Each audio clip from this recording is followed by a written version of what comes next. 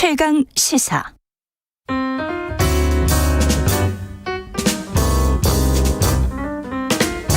네, 더 나은 미래를 위해서 오늘의 정책을 고민합니다. 김기식의 정책 이야기 식센스. 김기식 더 미래연구소 소장 나와 계십니다. 안녕하세요. 예, 안녕하세요. 예, 가상화폐 이야기부터 가상화폐, 코인, 가상자산 뭐라고 부르든지. 네네. 예, 좌우지간. 지금 현재 좀 많이 내려갔잖아요. 예, 제가 지난 방송에서 누차 가상화폐는 반드시 폭락할 거다 이런 걸 단정적으로 말씀드렸는데요. 예. 지금 그 비트코인 대표적인 가상화폐 비트코인이 지금 고점 대비 지금 거의 50%, 40% 이상 지금 하락을 했습니다. 2달 만에. 거의 애연이었어요. 그 방송 보신 분들 굉장히 많던데 유튜브에. 네. 예. 근데 이제 이게 그러면 이미 폭락을 하기 시작한 건데 예. 이게 끝이냐? 그렇지가 않습니다. 이번 사안은 끝이 이제 아니다. 예, 머스크가 이 한 발언도 계기지만 또 예. 하나는 이제 중국의 조치인데요. 예. 그 2018년도에 가상화폐가 한번 또 폭락한 적이 있는데 그때도 이제 중국이 가상화폐를 전면 금지하는 조치를 취하면서 그게 계기가 된 적이 있는데 예. 이번에도 중국이 그때의 조치를 다시 환기시키면서 민간에서의 가상화폐 사용 자체를 아예 금지시킨다. 민간에서의 가상화폐 사용 자체를 금지다. 이제 그게 이제 그 시장에 충격을 주면서 그 안에 또 불안했던 이제 이 투자 심리를 그 위축시키면서 이제 폭락 사태가 벌어진 건데요. 예. 제가 정말 우리 청취자분들께 간곡히 그러나 분명하게 말씀드리는데 예.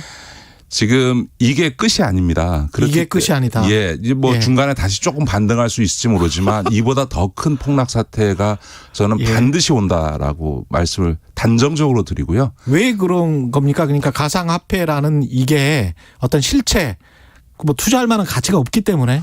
예, 뭐 이거는 지금 실제 그 전에도 말씀드렸던 것처럼 블록체인 기술의 상용화에 따른 부가가치의 상산이 만들어지면서 지금 이 가상화폐 가치가 올라가고 있는 게 아니고요. 완전히 투기판이 되고 있기 때문에 이거는 뭐 실체가 있다 없다를 넘어서서 지금 너무 거품이 크고요. 문제는 이렇게 가상화폐의 비중이 이 커지면 커질수록 오히려 각국의 그 금융당국이나 통화당국에서는 가상화폐를 규제할 필요성이 더욱 커지게 되는 거죠. 이게 그렇죠. 기존 화폐에 미치는 그러니까 결제 수단에 미치는 영향이 커지면 커질수록 규제를 안 할 수가 없으니까 중국도 지금 이번에 3년 전에 했던 조치를 다시 환기시킨 이유도 전면 금지했음에도 불구하고 이게 사용하고 있는 이런 조짐들이 보이니까 다시 한번 경고를 한 거고요. 이미 영란은행 예. 총재도 가상화폐에 대한 아주 강력한 입장을 내지 않았습니까? 그래서 예.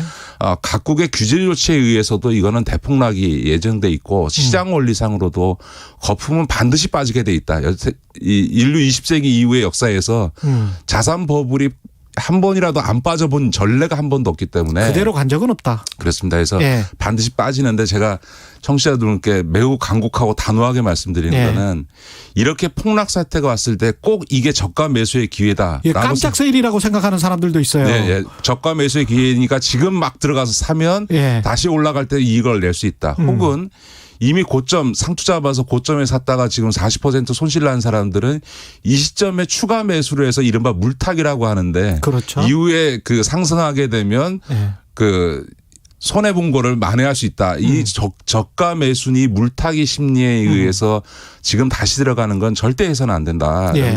왜냐하면 국내만 놓고 보면요.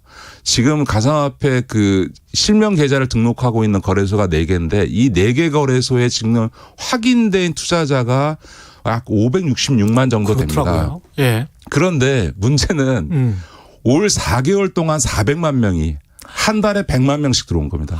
그렇구나. 그러니까 작년까지는요. 작년 예. 10월까지는 한 달에 10,000명 명 정도가 들어왔는데요. 예. 작년 11월부터 10만 명 이상씩 들어오다가 올해 1월부터 이게 30만 그다음 80만 하더니 지난 4월 달에는요. 예. 무려 160만 명이 들어왔습니다. 이게 거래소에 원래 투자했던 분들 입장에서는 호구님 들어오셨어요. 뭐 이런. 그렇죠. 지금 가상화폐에 투자하고 있는 분들의 예. 거의 대부분 올해 들어온 이 400만 명 중에 한 분이실 텐데 예. 이거야말로 이제 상투자바 들어온 거죠. 그러니까 그동안 가상화폐가 많이 뛰었으니까 야 앞으로 여기가 시장이구나. 왜냐하면 보통 평균 한 470만 원 정도를 투자하고 계시는데 예. 증시에 가면 이건 얼마 안 되는데 이 가상화폐는 막 2배, 3배, 10배도 뛴다 그러니까 조그만 돈이라도 여기 들어가 보자라고 해서 대거 들어온 거거든요. 그러니까 이미 시장 버블이 올해 한국은 특히나 엄청나게 커져 있고 예. 이렇게 가상화폐 시장이 폭락하고 있는데도 불구하고 김치 프리미엄은 여전히 작동하고 있거든요. 아, 그래도 김치 프리미엄이 있군요. 이렇게 그렇죠. 폭락한 가격이. 오히려 이 폭락장에서 김치 프리미엄 때문에 똑같은 가상화폐 비트코인도 한국에서의 가격이 미국에서 가격보다 높게 설정돼 있습니다. 지금. 예. 그러니까 이런 판에 지금 저가 매수 기회다 물타기 하겠다고 추가 매수를 하는 일은 한마디로 얘기해서 쪽박 차는 길이다. 예. 그러니까 절대로 들어오시면 안 된다. 더불어민주당의 김병욱 의원이 이 관련해서 불공정 거래 행위나 시세 조정 등을 처벌하는 내용의 법안을 발의를 했잖아요. 네네네. 이것이 또 영향을 미치겠습니까? 어떻게 보십니까, 이런 거는? 저는 이제 가상화폐는 그 전에도 말씀드렸던 것처럼 이미 존재하는데 없는 것 취급하는 정부 당국이 오히려 문제죠. 빨리 이거를 뭐 무형자산으로 분류하든 상품으로 분류하든 규정을 해서 그거에 맞게 제도화하면서 하는데 이거는 네. 이 무책임한 정치인들이 무슨 뭐 블록체인 산업의 육성이니 뭐 가상자산의 산업을 업권법으로 해서 가상자산업권을 예. 새롭게 신설하자 이런 소리 하는 정치인들 저는 언론과 국민들이 역사에 기록해 놔야 된다고 생각합니다. 아, 저는 이걸 하나의 어떤 금융 산업으로 보고 네, 이거를 네, 네. 육성하자 이런 거는 말이 안 된다 이렇게 그럼요. 보시는 거죠? 이 대폭락이 발생한 다음에 아무도 책임지지 않을 거고요. 이런 무책임한 발언하는 거에 대해서는 저는 명확하게 국민들과 언론이 기록해 놔야 된다고 생각하는데요. 네. 그러니까 제도화해야 되는데 그 제도화의 목적은 규제하고 이 버블을 없애고 불법 행위를 차단하기 위해서 제도하는 거지 육성하기 위해서 제도하는 거 아니다라는 예. 점은 분명하고요. 그래서 어떻게든 자산과 상품으로 규정을 하고요. 그거에 따라서 과세는 당연히 해야 되는 게 맞고요. 예. 제일 중요한 거는 지금 이 등록 이 9월 24일까지 해야 되는 등록해야 되는 이 거래소들이 실명 계좌 기반해서 등록하지 않으면 예외 없이 무조건 폐쇄시켜서 특히 한국에서 이 무분별하게 난립된 가상화폐 거래소 시장에서 지금 유통되고 있는 이른바 잡코인, 비트코인 네. 이외에 이더리움 이런 거 이외에 이른바 잡코인들은 이 거래소를 정비하면서 대거 정비해 줘야 된다. 그렇게 해서 연착륙 시키는 방식이 일단 기본적이고요. 그다음에 네. 가상화폐를 실체를 인정하고 이제 제도하고 있는 나라들에서는 가상화폐의 상장 자체를 규제하는 나라들이 있습니다. 일본도 그렇고 네. 미국 일부 주에서도 그렇게 하고 있는데요. 이제 거래소 정비를 하고 나면 그 다음 단계는 지금 상장돼 있는 가상화폐 혹은 상장하려고 하는 가상화폐에 대해서 심사해서 퇴출시키는 거죠. 그러니까 증권시장에서도 상장하려면 심사하고 상장 뒤에도 문제가 있으면 불법 행위가 있으면 상장 폐지를 시키거든요. 이와 같은 조치들을 해서 어쨌든 이 가상화폐를 둘러싼 불법 행위에 대해서 엄격하게 차단해 들어가는 게 제일 중요하고요. 지금 문제는 지금 9월 24일 날 거래소 할 때까지 정비할 때까지 지금 4개월이나 지금 남아 있는데 그러네요. 그 사이에도 이미 이 가상화폐 시장의 대폭락은 계속 이어질 수도 있습니다. 물론 지금 추세가 계속 갈 수도 있고요. 또 당분간 다시 한번 반등했다가 다시 폭락할 수는 있지만 어쨌든 이게 대세로 폭락해 갈 것임은 분명하다. 그 한쪽에서는 뭐 이렇게 꼬실 거 아니에요?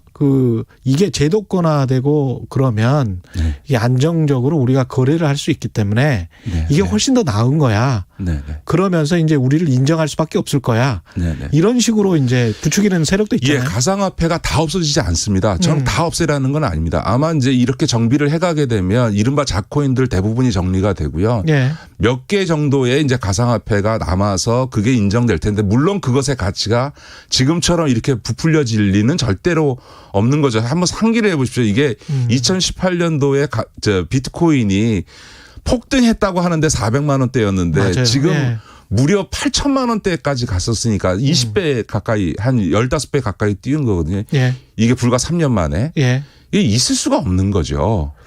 그 비트코인 맞습니다. 예. 비트코인의 가치 하락으로 인해서 날아간 손실액이 무려 560조인데요. 560조. 예, 2달 사이 560조의 시총이 날아갔는데 560조가 어느 정도냐. 삼성전자 우리나라 시총 1등 기업인 삼성전자 2등 기업인 하이닉스 이 두 개를 합친 것이 560조입니다. 그 시가총액. 그렇죠. 그러니까 한마디로 얘기하면 지난 2달 동안에 비트코인 관련해서 우리나라의 삼성전자하고 SK 하이닉스가 없어진 겁니다. 그러니까 이런 투기판은 20세기 이후에 진짜 없었고요. 이 기업들은 그리고 1년에 수십조 원씩 버는 기업들이죠. 그렇죠. 그런 게 없어진 거예요. 예. 그러니까 이 투기는 거의 17세기 네덜란드에서 이루어진 튤립 투기하고 똑같습니다. 튤립 한 송이가 집 한 채 값을 기록했던 이 역사적으로 황당했던 사건에 거의 버금가는 수준의 지금 자산 버블이 발생하고 있다라고 예. 하는 점에서 지금 이 비트코인 가상화폐 이 시장에는 하여간에 절대로 저가 매수다. 이 손실 만회용 물타기다. 이렇게 해서 추가 매수 들어가는 일을 절대 하지 마십시오.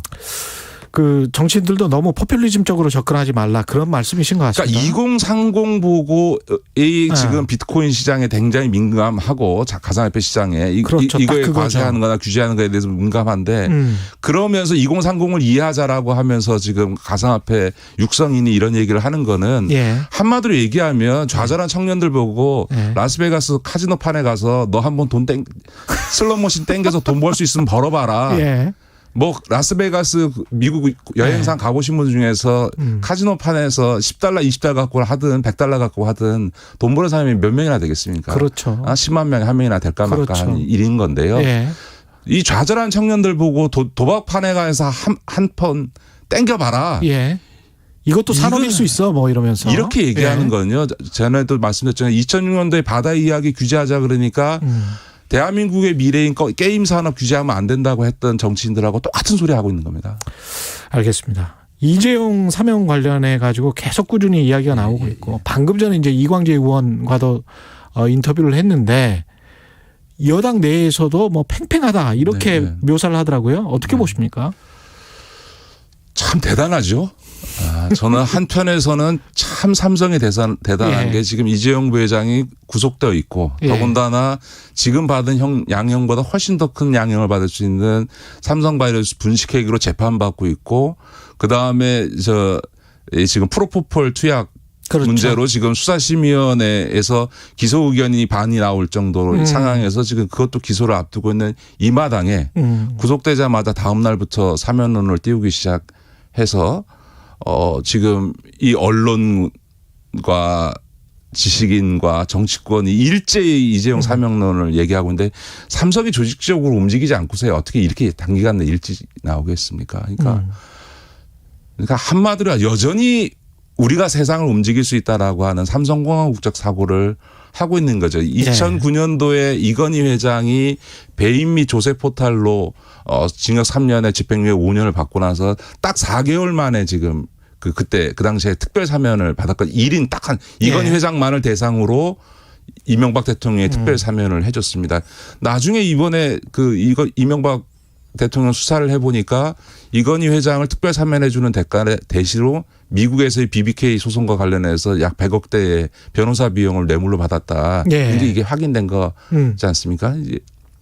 그런데 지금 그로부터 지금 10몇 년이 지나서 필칭 촛불 정부라고 문재인 정부 하에서 지금 그 사면을 받아내기 위해서 지금 전방위 압박을 하고 있는 삼성도 참 대단하고요. 또 하나는 거기에 부안해동해서 이건희 사면해 주는 게 백신도 구하고 반도체도 산업도 발전시켜서 대한민국을 구하는 길이라고 얘기하고 있는 이 언론과 지식인들과 정치인들 저는 부끄러운 줄을 모르는다. 국민들 알기를 어떻게 알길래 이러나 이런 생각이 들죠. 네. 그 관련해서 그 늦가을쯤에 이제 가석방 그 요건이 되지 않습니까? 네. 제 기억으로 소장님이 그때 아마 가석방 왜냐하면 모범수 요건을 채울 거기 때문에 아마 시나리오는 삼성 쪽에서는 그렇게 생각할 것이다 이런 말씀을 하셨던 것 같은데. 예. 그때까지 못 기다리는 거죠. 그때까지. 그래서 지금 11월까지는 못 기다리겠다. 네. 저는 백신이나 반도체 갖고 사면해 줘야 된다. 이재용이 사면해 주면은 백신 구해 올 거다라고 하는 건 진짜 속아웃을 소리인 거고요. 반도체도 메모리 쪽은 라인 하나 까는데 10조인데요. 그거는 그렇습니다. 이미 예정된 투자에 따라서 다른 거고요.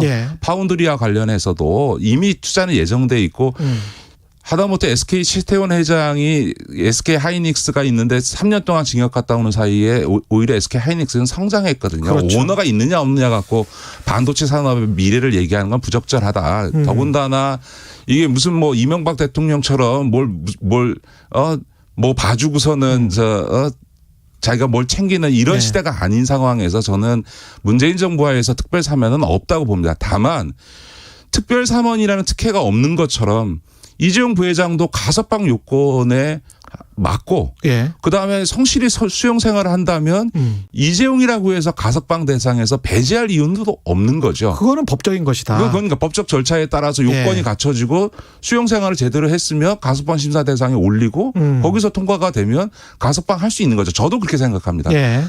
어떤 특혜가 없어야 되지만 또 한편에서 특별 배제도 없는 거죠. 저는 그렇죠. 그것 이외에 네. 특별 사면을 이야기하는 거는 사법정의에 반하는다.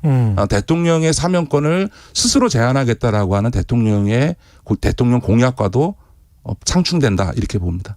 어떻게 보면 그 논리 속에 이재용 사면 논리 속에 바이든 대통령이 뭐 여기 반도체 투자를 하면 너희들은 대신에 이재용을 사면해줘라는 그런 뉘앙스까지 담겨 있는 것 같은 좀 황당하더라고요. 그건 이제 거의 소설 쓰고 있는 예. 거죠.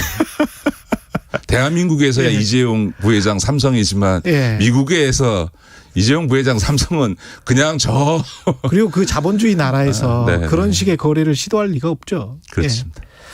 말씀 감사하고요. 지금까지 김기식 더 미래연구소 소장이었습니다. 고맙습니다. 네, 고맙습니다. KBS 1라디오 최경련의 최강시사 듣고 계신 지금 시각은 8시 47분으로 향하고 있습니다. 최경영의 최강시사